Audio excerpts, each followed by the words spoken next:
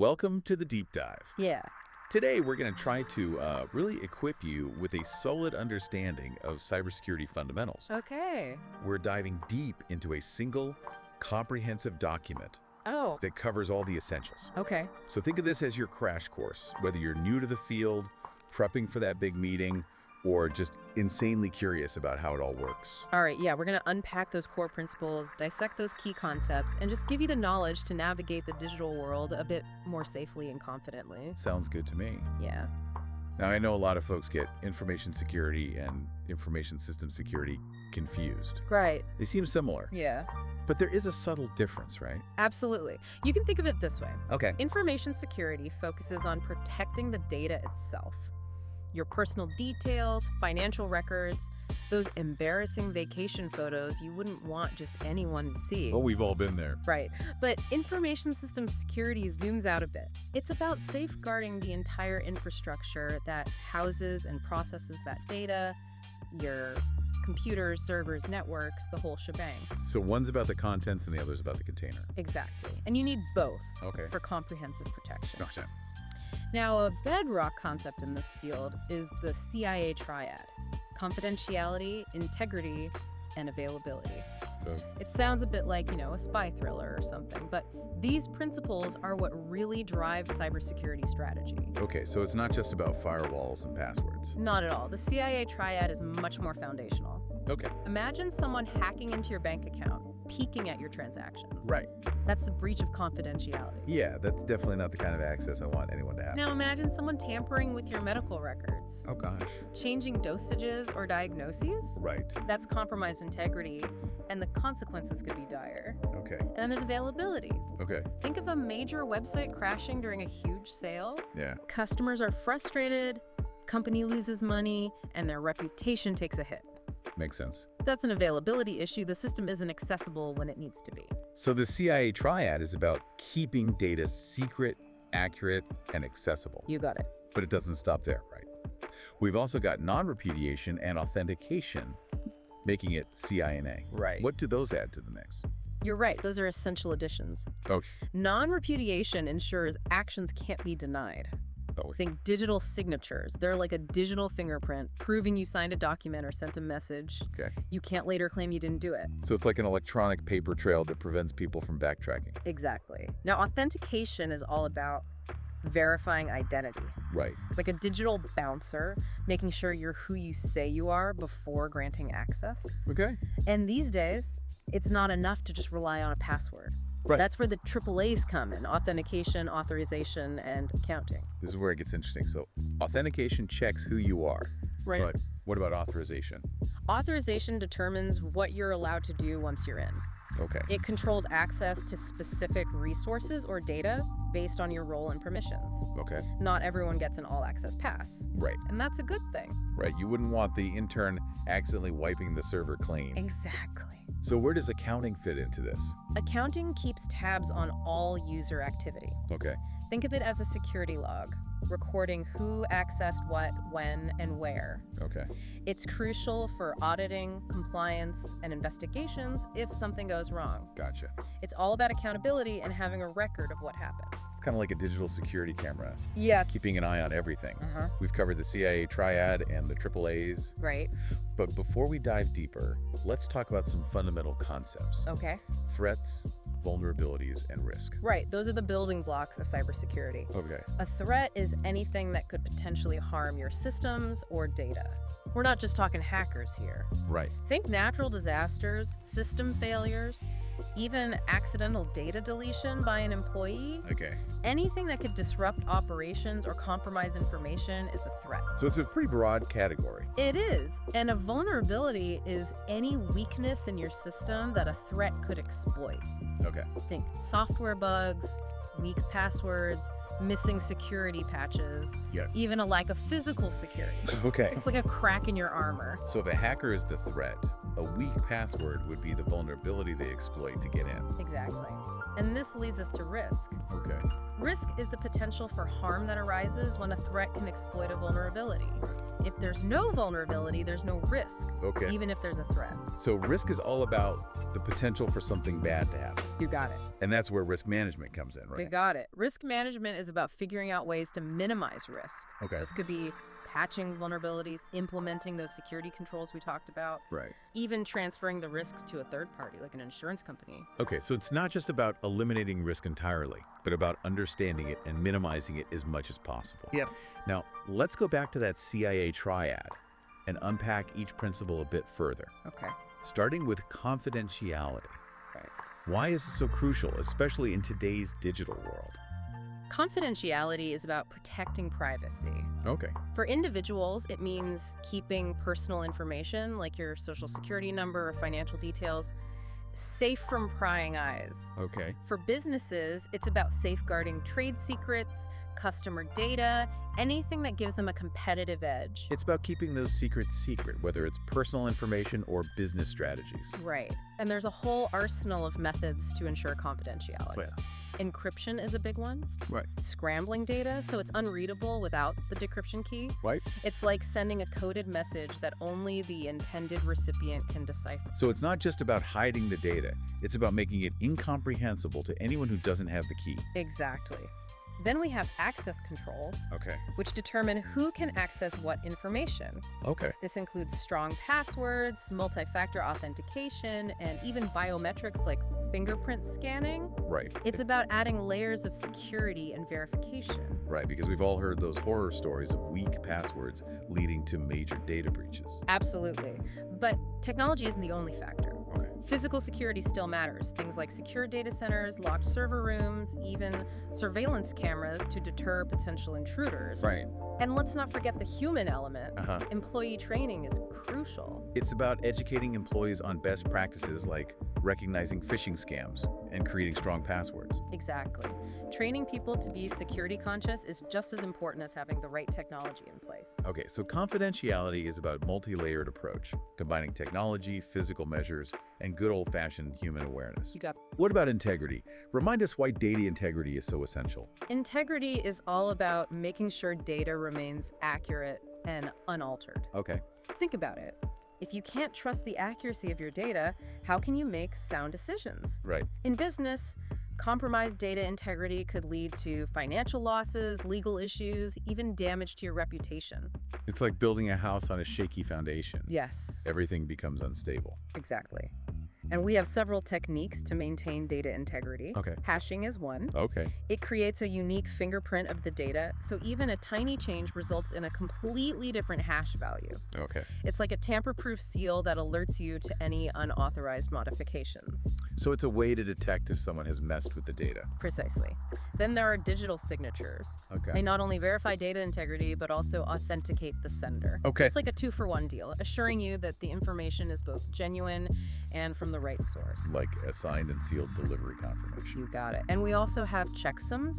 Okay. Which are used to verify data during transmission, Okay. ensuring it arrives intact without errors or corruption. Okay. Think of it as a quality control check for data in transit. So it's like making sure the package wasn't damaged in shipping. Exactly. Of course, access controls play a vital role here as well, Right. preventing unauthorized users from modifying data in the first place. Okay. And regular audits are crucial too. Audits are like those surprise inspections that keep everyone on their toes. You could say that. Okay. They help identify discrepancies or anomalies and make sure everything is running as it should be. Okay. So integrity is about maintaining data accuracy and trustworthiness Yeah. through a combination of technology, processes, and vigilance. Okay, I think we've got a good handle on confidentiality and integrity. Right. Let's move on to the final piece of the CIA Triad. Availability. Right. Availability ensures data and systems are accessible when they're needed. It's about keeping the lights on, so to speak, and preventing downtime or disruptions that can cripple businesses and frustrate users. Yep. Because what good is data if you can't access it when you need it? Exactly. It's like having a library full of books, but it's always closed. That's a great analogy. In our 2047 digital world, Right. availability is paramount. Right. Think of online banking, e-commerce, even critical infrastructure like power grids. Yeah. If those systems go down, it can have a major impact. So how do we ensure high availability? Is redundancy the key? Redundancy is definitely a big part of it. Okay. It's all about having backups and fail-safe systems in place. Like having a spare tire in your car just in case you get a flat. Exactly. When it comes to IT systems, Right. we have server redundancy, Oh. where multiple servers run the same application. Okay. So if one fails, others can pick up the slack. That's reassuring knowing there's a backup ready to go. Then there's data redundancy, Okay. where copies of data are stored in multiple locations. Right. This protects against data loss due to hardware failures, natural disasters, or even those pesky cyber attacks. So it's like backing up your computer to an external hard drive, but on a much grander scale. Precisely. We also have network redundancy, Okay. meaning multiple network paths are available. Right. So if one connection goes down, you're not completely cut off. Like having multiple escape routes in case of an emergency. That's the idea. And let's not forget power redundancy. Right. This involves backup power sources like generators and those uninterruptible power supplies, or UPSs, Right. to keep systems running during power outages. Okay, so availability is about minimizing downtime and ensuring uninterrupted access to critical data and services. Exactly. But let's not forget about the NA we added to the CIA Triad. Ah, yes. Non-repudiation and authentication, the dynamic duo. Right. Let's break those down a bit further. Sounds good to me. All right. Give us the lowdown on non-repudiation again. It's all about having undeniable proof Okay. that a specific action or transaction took place. It ensures that the parties involved can't later deny their involvement, Okay. like trying to claim they didn't send that incriminating email. So it's like a digital trail of breadcrumbs that can't be brushed away. That's a great way to put it. And the most common way to achieve non-repudiation Oh, yeah? is through digital signatures. Oh. We touched on them briefly before, Right. but they deserve a closer look. Okay, so digital signatures are more than just an electronic John Hancock. Much more. They leverage a sophisticated type of cryptography called asymmetric encryption. Okay. Each user has a unique pair of keys, Right. a private key, kept secret, and a public key, which is shared. Kind of like a secret decoder ring, but digital. Exactly. When you sign something electronically, Right. you're essentially encrypting it with your private key. Yeah. Anyone with your public key can verify that the signature is valid and the document hasn't been tampered with. It's like a tamper-proof seal that also confirms your identity. You got it. Hmm. Digital signatures are used for a wide range of things, from financial transactions and legal agreements to secure email and software distribution. Okay, so digital signatures are all about authenticity and proof. Yes. Now let's talk about authentication. Okay. It sounds straightforward, Right. but I bet there's more to it than meets the eye. You're right. Authentication is about verifying someone is who they claim to be. Right. It's the first line of defense. Okay. Preventing unauthorized access. Okay. But proving your identity in the digital world isn't as simple as flashing your driver's license. So how do you prove you're you in the digital realm? Is it all about passwords? Passwords are part of it, Okay. but there's a whole spectrum of authentication methods. Okay. In fact, there are 5 main categories: knowledge factors, possession factors, inherence factors, action factors, and location factors. Wow, that's a lot to unpack. Yeah. Let's break those down. Sure. Knowledge factors are things you know, Okay. like passwords, PINs, or those security questions about your first pet's name. They're the most common, but also the most vulnerable to attacks. Which is why we're always told to create strong, unique passwords and be wary of phishing attempts. Exactly. Possession factors are things you have, Okay. like physical tokens, smart cards, or even your smartphone. Right. They're generally more secure because they're harder to steal or replicate. Like those little key fobs some banks give you for online banking. Exactly. Now, inherence factors are based on something you are, Okay. like your fingerprint, face, or iris. Uh-huh. Think of those futuristic movies where they scan your eyeball to unlock doors. Biometrics. You got it. It's becoming increasingly common, Right. and it's considered very secure because those traits are unique to each individual. What about those last two? Action and location factors. Action factors, also known as behavioral biometrics, Okay. analyze how you interact with the device. They Okay. look at your typing speed, mouse movements, even your gait. So it's like a digital detective studying your habits. In a way, yes. And finally, location factors. Use your geographic location to authenticate you. Okay. For example, if you're logging in from a new location, Right. you might get a notification on your phone asking you to confirm it's really you. That's pretty clever. Yeah. So with all these different methods, why is multi-factor authentication, or MFA, so important?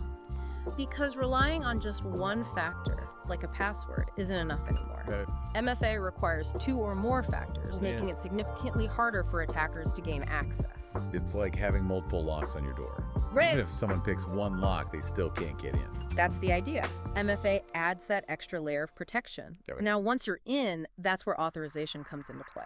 Okay. Authorization is like the velvet rope deciding who gets access to the VIP area. Exactly. It's the process of controlling what authenticated users are allowed to do. Okay. It's all about setting boundaries and permissions. Okay. Making sure users have access to the resources they need to do their jobs, but no more than that. Yeah. We call this the principle of least privilege. So it's about limiting access to only what's essential. Precisely. It might seem inconvenient, Right. but it drastically reduces the risk of unauthorized access, or those oops moments where someone accidentally deletes an important file. And then we have accounting, that Yeah. digital security camera we talked about earlier. Right. Accounting is all about keeping track of what's happening within the system, who did what, when, and where. Right. It's crucial for auditing, compliance, and investigations, Okay. but it's also incredibly valuable for understanding how your systems are being used. It's like having a detailed log of all the activity, which could be useful for spotting unusual patterns or potential problems. Exactly. Now, there are various technologies used for accounting, Okay. like syslog servers that collect logs from different devices, Okay. network analysis tools that monitor traffic, Yeah. and those powerful SIEM systems which analyze security alerts and logs in real time. Okay, I can tell we're getting into some more technical territory here. Yeah. But the bottom line is that accounting is essential for maintaining security, compliance, and accountability. Absolutely. It's about having that visibility into what's happening within your systems.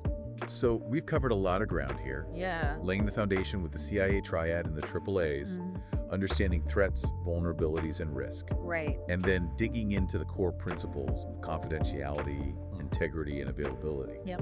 Where do we go from here? Well, once you understand these fundamental concepts, Right. you can start building a robust security posture Okay. by implementing the right security controls. Okay. There are 4 main categories: technical, managerial, operational, and physical controls. Okay, so we're moving from theory to practice. Let's explore those categories, starting with technical controls. Technical controls are the software and hardware tools that protect systems and data. Okay. Think of firewalls, antivirus software, intrusion detection systems, and encryption, all those digital guardians working behind the scenes. So the digital tools of the trade. Exactly.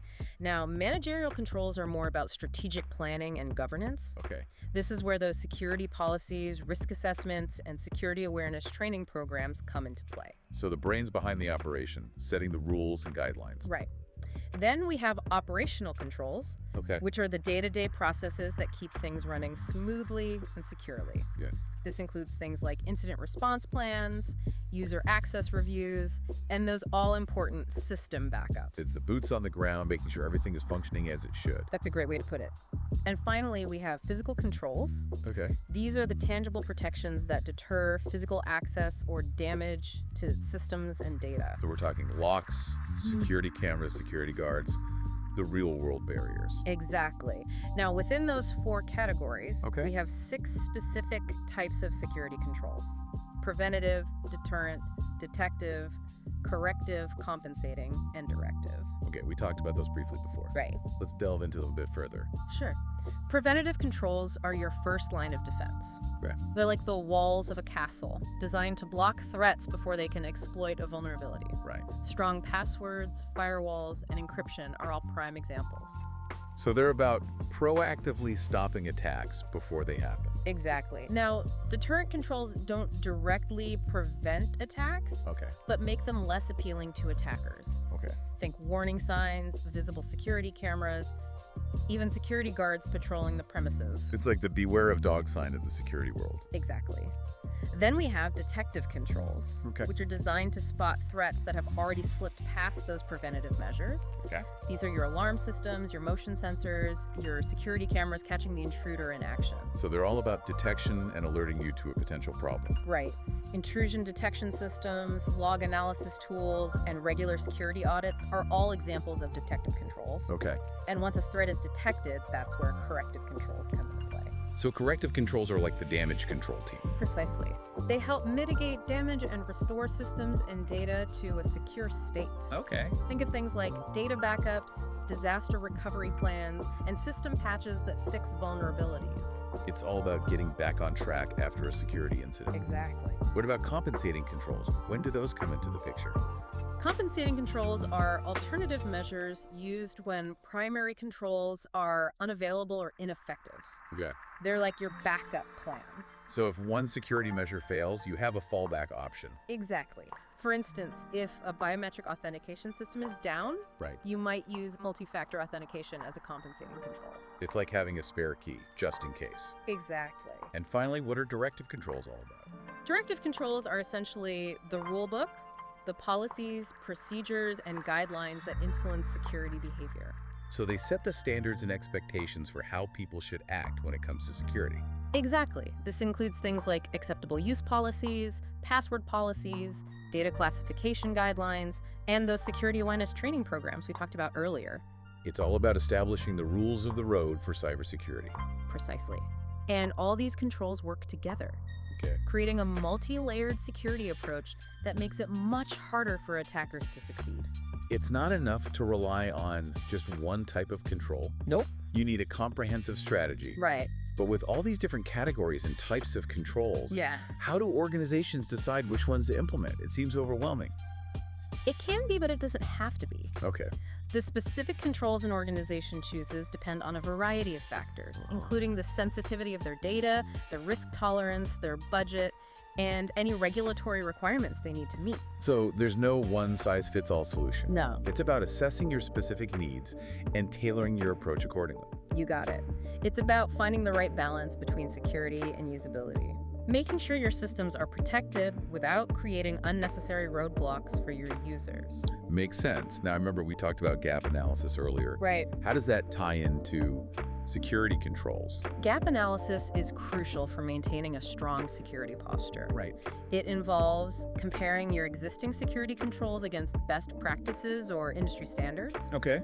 and identifying any gaps or weaknesses. Right. Think of it as a security checkup, making sure you haven't missed any important safeguards. So it's about identifying those areas where your security might be falling short. Exactly. And once you've identified those gaps, Right.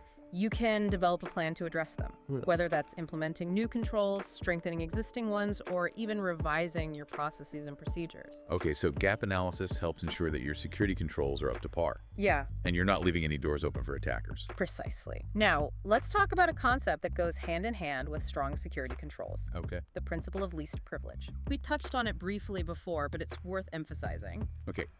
Least privilege. Remind us why this principle is so important. Least privilege is all about granting users and devices the minimum level of access necessary to perform their functions. Okay. It's about limiting access to only what's absolutely essential. So no more giving everyone admin rights just for convenience. Exactly. While it might seem easier to give everyone broad access, Right. it creates a huge security risk. Right. It's like giving everyone a master key to your house. Yeah, If one key is compromised, everything is at risk. precisely. By limiting access, Right. you minimize the potential damage an attacker can cause, Okay. even if they manage to compromise an account. Okay. I'm seeing the wisdom in that. Yeah. But how do you actually implement least privilege? Seems like it could be a logistical nightmare. It does require some careful planning and execution. Right. It involves a combination of technical controls and administrative processes. On the technical side, you can use things like access control lists, or ACLs, Right. to restrict access to specific files, folders, or systems. So instead of giving everyone access to the entire file server, Right. you create specific permissions for each user or group. Exactly. And there's also role-based access control, or RBAC, Okay. where you assign permissions based on a user's job function. Right. So a sales representative would have access to sales data, but not to sensitive financial records. That makes sense. Yeah. So everyone has access to the information they need to do their job, but no more than that. Precisely. And on the administrative side, Okay. you need clear procedures for requesting and approving access, Okay. as well as regular reviews to ensure that access rights are still appropriate. So it's not a one-time setup. No. It's an ongoing process of review and adjustment. Exactly. Least privilege requires constant vigilance to make sure it's being enforced effectively. Okay. And another important principle that goes hand in hand with least privilege is separation of duties. Okay. Separation of duties. What's that all about? Separation of duties is all about preventing fraud and errors by dividing critical tasks among multiple individuals. So no single person has complete control over a sensitive process. Right. The idea is to make it much more difficult for someone to carry out a malicious act or make a costly mistake without being detected. It's like having checks and balances in place to prevent abuse of power. That's a great way to put it. For example, let's say you have a process for approving financial transactions Okay. with separation of duties. Right. You might have one person responsible for initiating the transaction, Okay. another for approving it, Right. and a third for reconciling the accounts. So if someone wanted to commit fraud, they'd need to collude with multiple people, making it much more difficult and risky. Exactly. And separation of duties is about more than just preventing fraud. Okay. It also improves accountability and transparency. That makes sense. So how do organizations actually implement separation of duties? It involves a combination of policies, procedures, and technology. Wow. You need to define clear roles and responsibilities, Right. establish workflows that enforce separation of duties, and Okay. leverage technology to track and monitor activity. It's another example of how technology and human processes need to work together to create a secure environment. Absolutely. Now, with a solid understanding of those fundamental concepts and the different types of security controls, Right. we can start exploring more advanced security approaches. Right. The zero trust model, Right. but that's a topic for another time. Okay, I'm intrigued. We've covered a lot of ground today, and I'm eager to learn more about those advanced security approaches. Okay, great. But before we wrap up this part of our deep dive, Right. are there any key takeaways you want to highlight for our listeners? Yeah, absolutely.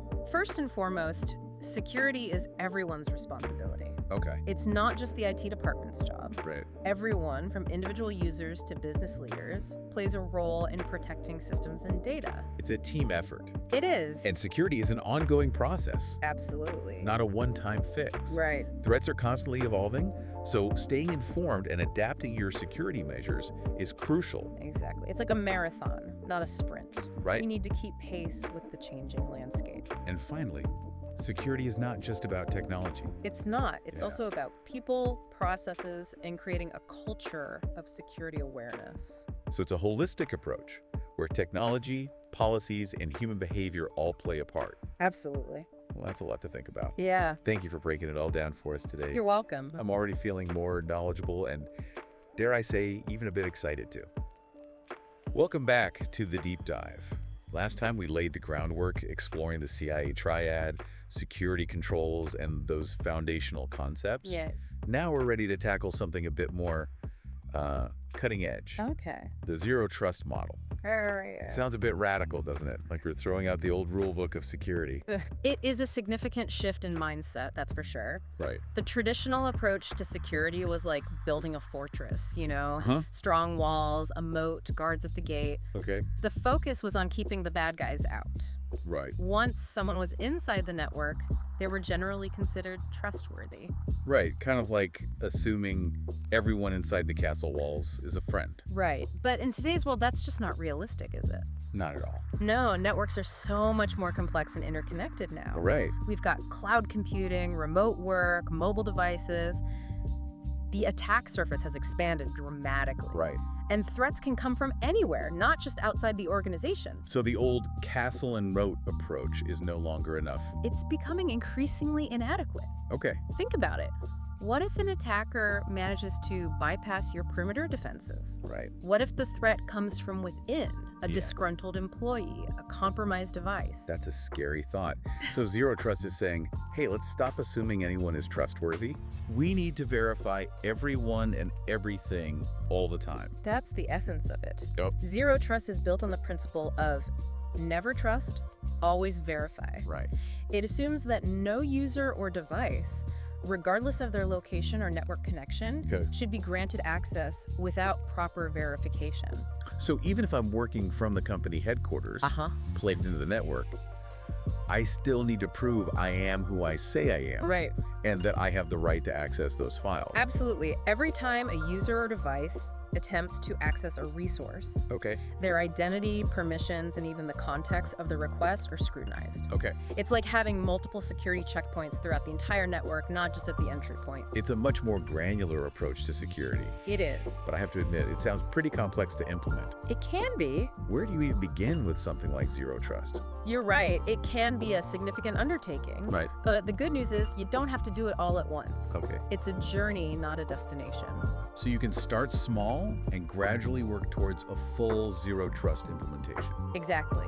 It's all about identifying your most critical assets and the highest risk areas. Okay. And prioritizing those. Okay. You might start with a specific application, a sensitive data store, or a group of high privilege users. Okay. And then you gradually expand your zero trust policies and controls to other parts of the organization. That sounds more manageable. Yeah. So what are some of the core principles of zero trust that organizations should focus on? Well, strong identity verification is the foundation. Hook.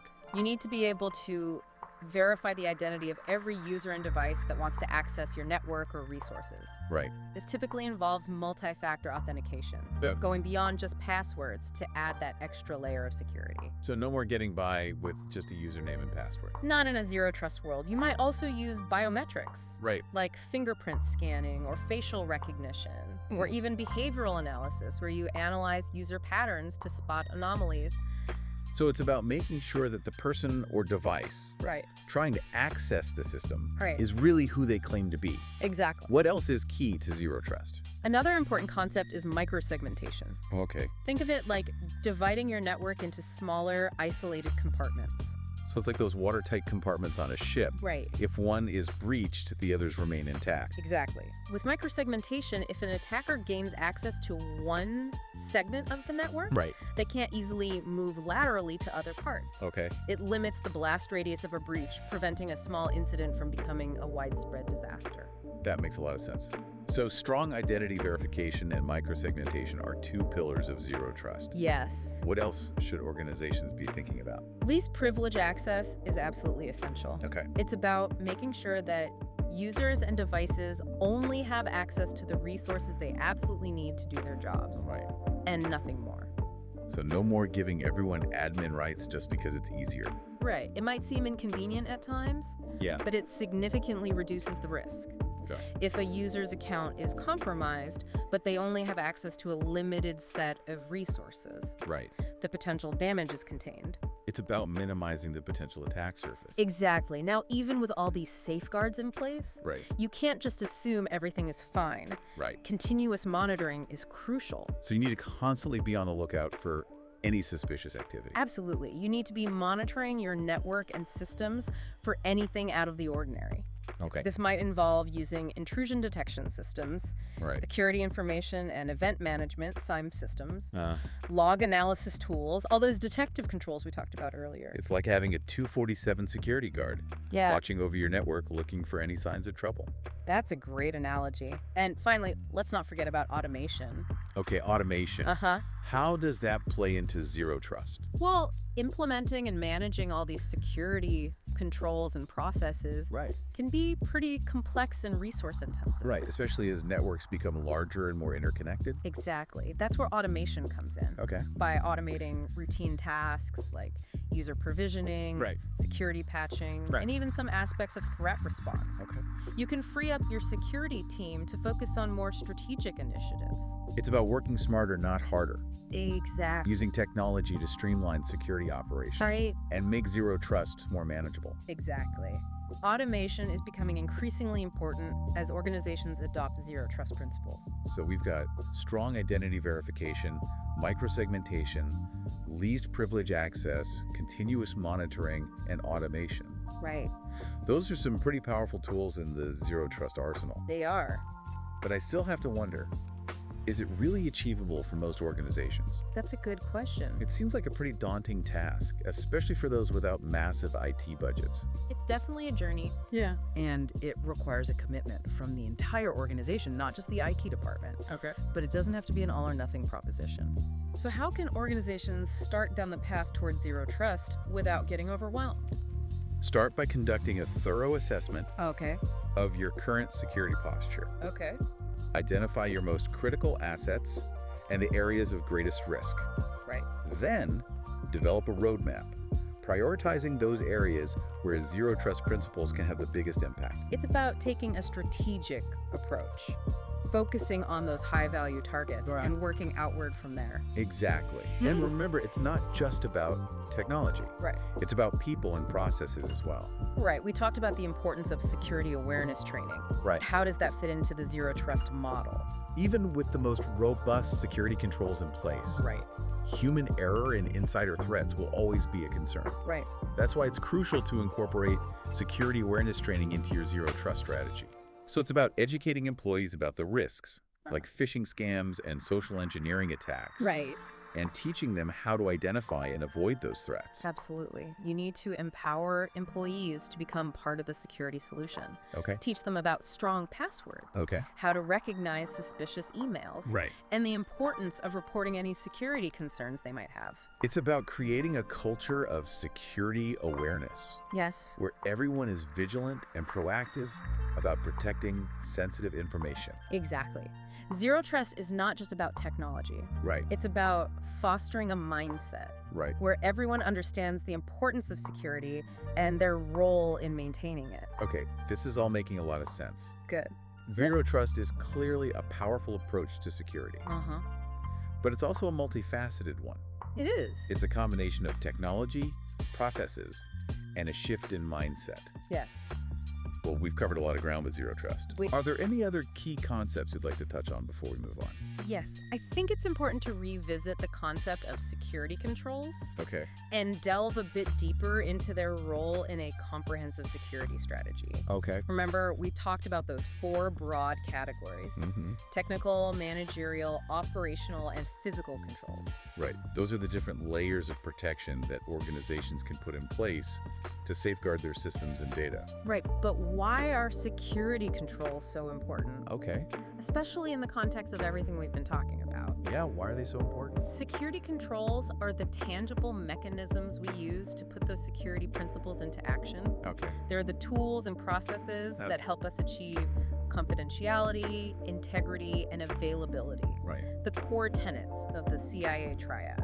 So they're not just abstract concepts. No, They're the real-world safeguards that keep our data and systems protected. exactly. Let's take a closer look at each category Okay. and see how they contribute to overall security. Okay. Starting with technical controls, these are the software and hardware solutions that form the backbone of many security strategies. Right, we talked about things like firewalls, antivirus software, Yep. intrusion detection systems, and encryption. Right. Those are all essential components of a strong technical defense. Absolutely. Firewalls act as gatekeepers, Okay. controlling network traffic and preventing unauthorized access. Right. Antivirus software scans for and removes malicious code, Okay. protecting systems from malware infections. Right. Intrusion detection systems monitor network activity for suspicious patterns, Uh-huh. alerting security teams to potential attacks in progress. Okay. And encryption scrambles data, Right. making it unreadable to anyone without the proper decryption key. It's like having an army of digital defenders working tirelessly to protect your systems and data. That's a great way to put it. But technology alone isn't enough. Oh. Managerial controls played a crucial role as well. Right, those are the policies, procedures, and guidelines that govern security practices within an organization. Exactly. They provide the framework for making informed security decisions, managing risk, and ensuring accountability. Right. Things like security policies, Right. risk assessments, security awareness training programs, Right. and incident response plans all fall under this category. So managerial controls are like the strategic command center, Yeah. setting the rules of engagement Right. and ensuring that everyone is on the same page when it comes to security. That's a great analogy. Now let's move on to operational controls. Okay. These are the day-to-day activities and processes that keep things running smoothly and securely. And so we're talking about things like user access reviews, system backups, Yep. log monitoring, Uh-huh. vulnerability management, Right. all those tasks that ensure systems are operating securely and efficiently. Precisely. User access reviews make sure that people only have access to the resources they need to do their jobs. System backups provide a safety net in case of data loss or system failure. Right. Log monitoring helps detect suspicious activity and security breaches. Right? And vulnerability management ensures that systems are patched and updated to protect against known vulnerabilities. It's about being proactive and vigilant, constantly monitoring and maintaining your security posture. Exactly. Operational controls are the boots on the ground, making sure that security policies are enforced Right. and systems are protected on a daily basis. And finally, we have physical controls, Right. the tangible measures that protect systems and data from physical access or damage. Exactly. While we often focus on the digital aspects of security, Right. it's important to remember that physical security is just as important. So it's not enough to just have strong passwords and firewalls. No, You also need to secure your physical assets and facilities. absolutely. Now remember those 6 specific types of security controls we talked about earlier? Yes. Preventative, deterrent, detective, corrective compensating, and directive controls? Right. Those are the different ways that security controls can function. Exactly. Preventative controls are your first line of defense, Right. aiming to block threats before they can exploit a vulnerability. Right. Deterrent controls make attacks less appealing to attackers, Right. discouraging them from targeting your organization. Okay.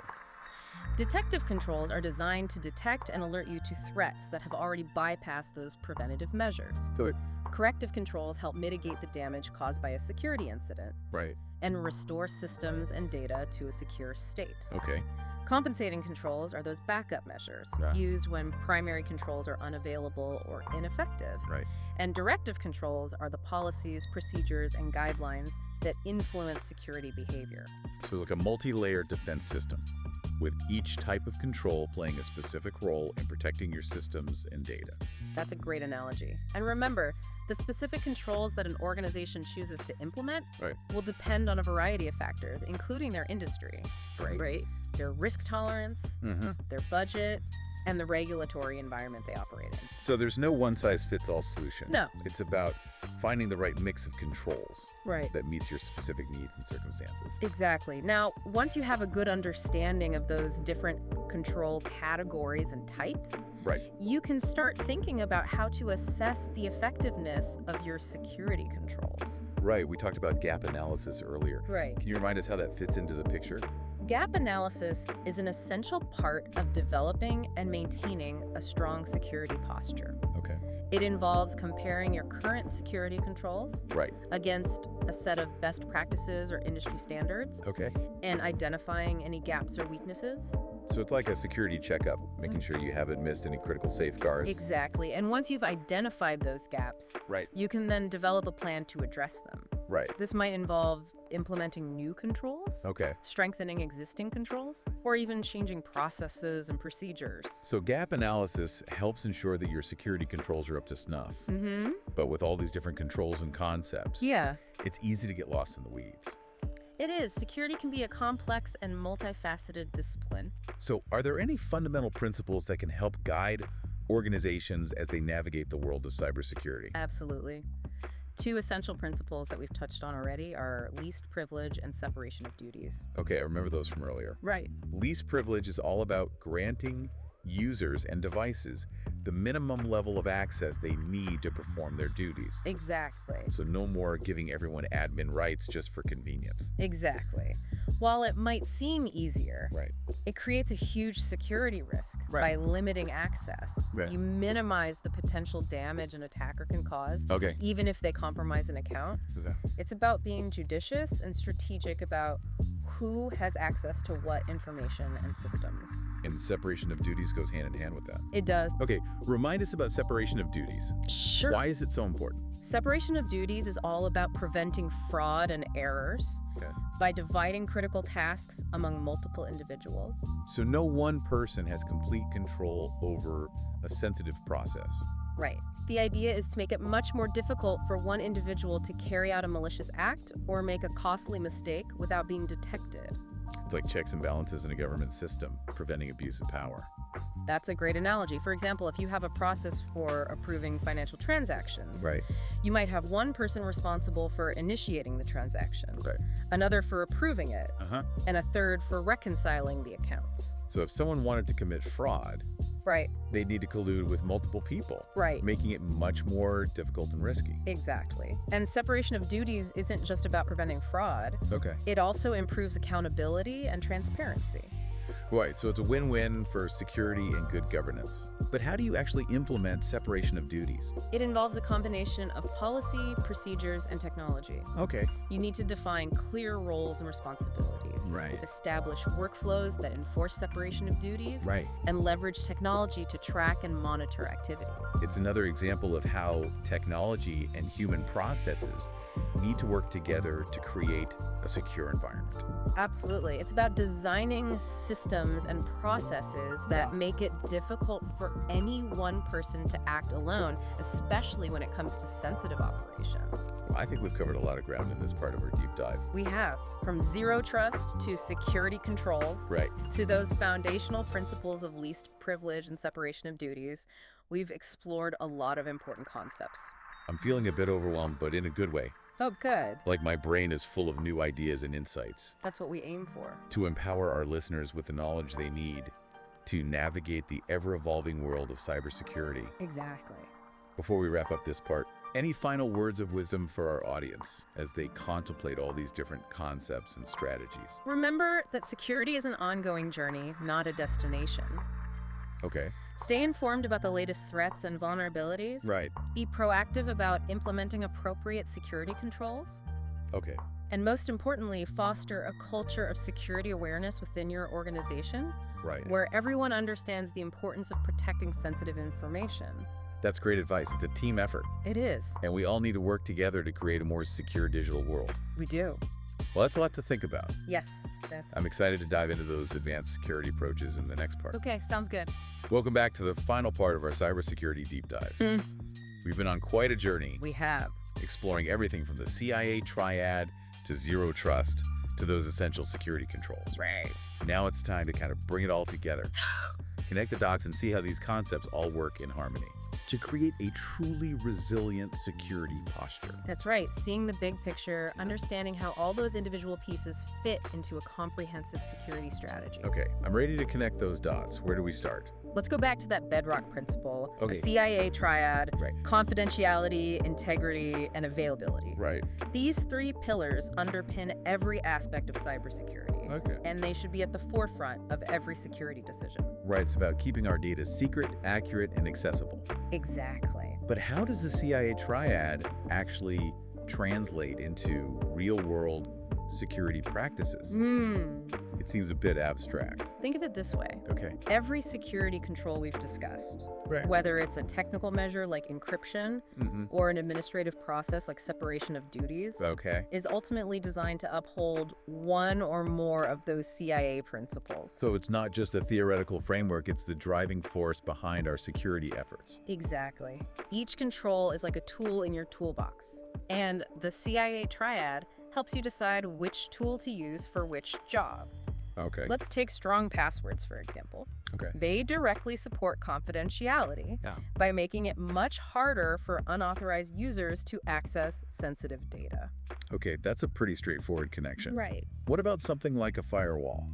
Which CIA principle does that primarily address? A firewall is a great example of a control that can support multiple principles. Okay. Its primary function is to bolster confidentiality Okay. by controlling network traffic and blocking unauthorized access attempts. Right. But it can also contribute to availability Okay. by preventing denial of service attacks that could disrupt service for legitimate users. So one control can have a ripple effect, strengthening multiple aspects of your security posture. Exactly.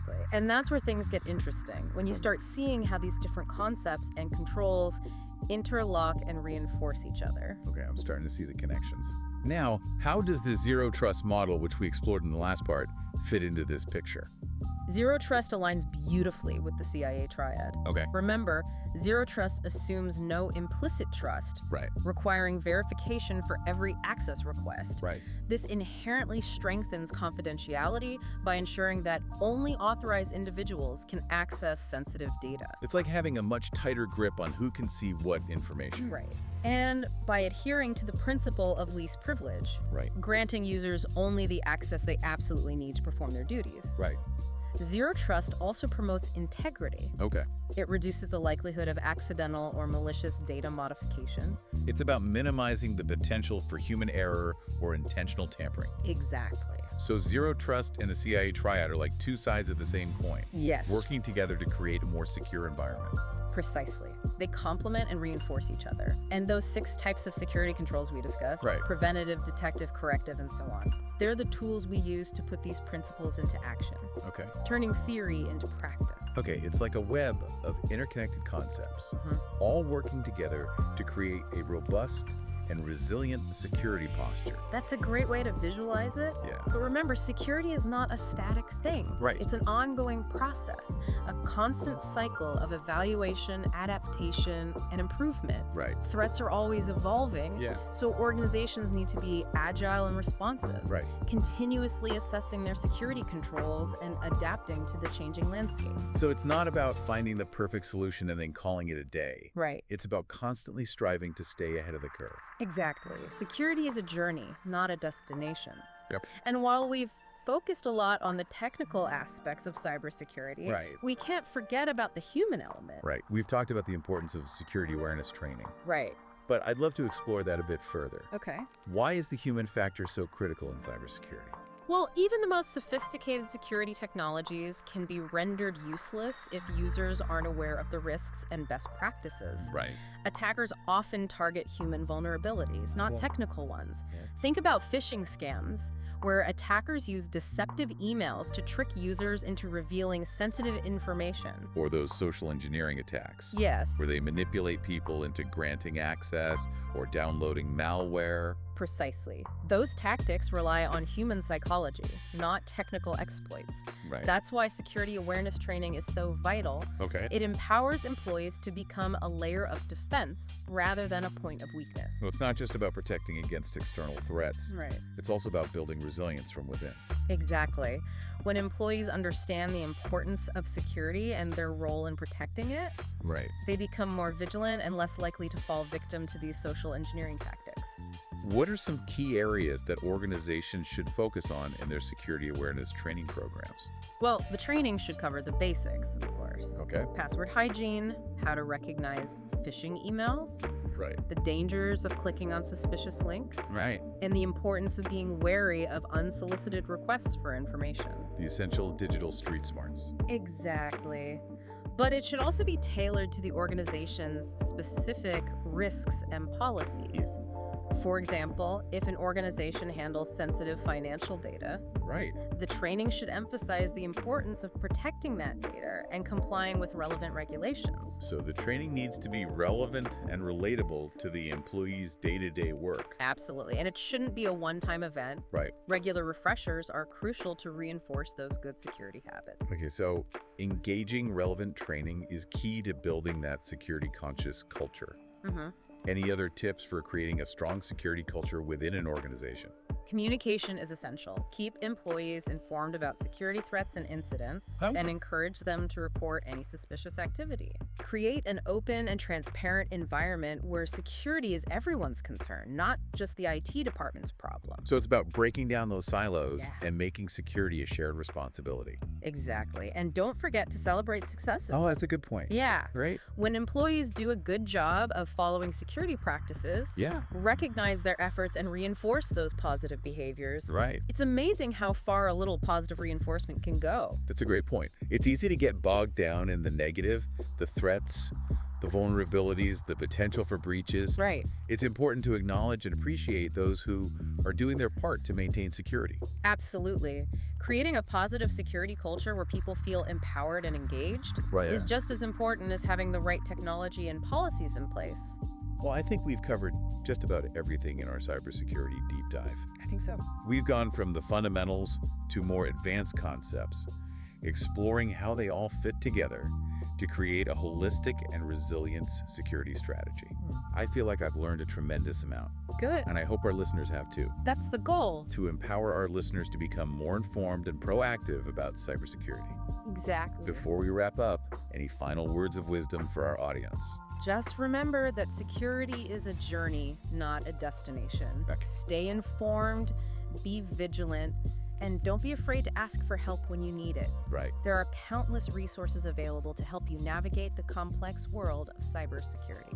That's great advice. A huge thank you to our expert for guiding us through this fascinating You're welcome. and, at times, overwhelming world. It's been my pleasure. I always enjoy the opportunity to demystify cybersecurity and empower people to take control of their own security. And to our listeners, thank you for joining us on this deep dive. Yes, thank We you. hope you found it informative and empowering. Until next time, stay safe